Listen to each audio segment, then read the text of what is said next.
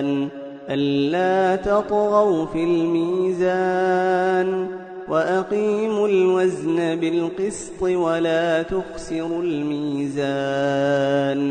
والأرض وضعها للأنام فيها فاكهة والنخل ذات الأكمام والحب ذو العصف والريحان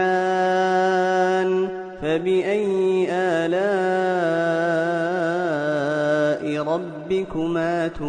تكذبان خلق الإنسان من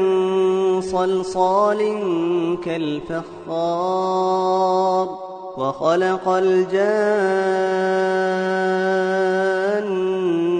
من مارج من نار فبأي آلاء ربكما تكذبان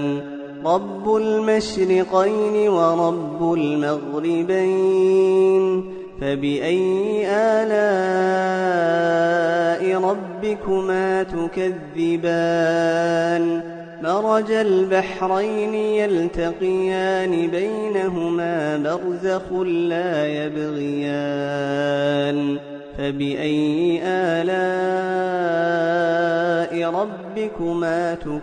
تكذبان يخرج منهما اللؤلؤ والمرجان